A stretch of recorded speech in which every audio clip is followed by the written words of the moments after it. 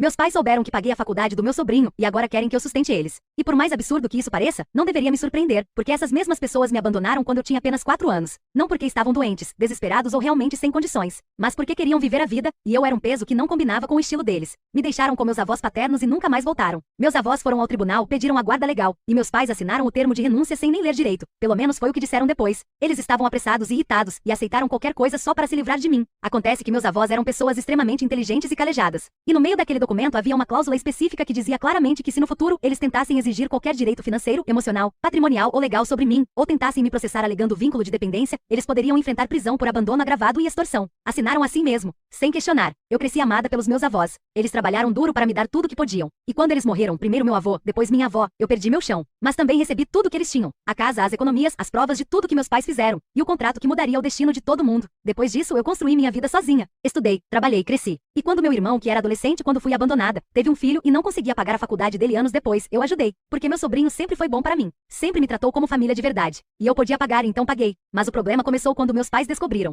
2 completos desconhecidos que não vi desde que tinha 4 anos. Eles ressurgiram como se fossem fantasmas mal intencionados, indignados que eu ajudei um sobrinho e não eles. Primeiro vieram as mensagens. Já que você tem tanto dinheiro assim, ajude seus pais. É obrigação de um filho cuidar dos pais. Você nos deve. Eu nem respondi. Não valia a pena. Mas eles não pararam. Foram até a casa antiga dos meus avós, que agora era minha. Tentaram contato com vizinhos. Falaram mal de mim para meia cidade e ainda decidiram me processar alegando abandono afetivo reverso e dizendo que eu era ingrata porque não os ajudava financeiramente. Meu advogado quase teve um colapso quando recebeu a intimação. Meus avós, que poderiam testemunhar, estavam mortos. As pessoas que sabiam da história estavam espalhadas pelo país. E meus pais falsificaram versões, usaram fotos antigas, inventaram situações e tentaram pintar a imagem de que sempre me amaram e que meus avós os afastaram de mim. Por algumas semanas eu temi perder tudo. Meus avós não estavam mais aqui para falar por mim. Mas foi aí que meu advogado, revirando arquivos antigos, encontrou o contrato original de renúncia de guarda, guardado em uma pasta que meu avô havia etiquetado cuidadosamente. E lá estava, a assinatura dos meus pais, datas, testemunhas, termos legais, e a cláusula que mudava tudo. Quando apresentamos o documento em tribunal, meus pais empalideceram. O juiz leu e releu. Perguntou 3 vezes se eles confirmavam aquelas assinaturas.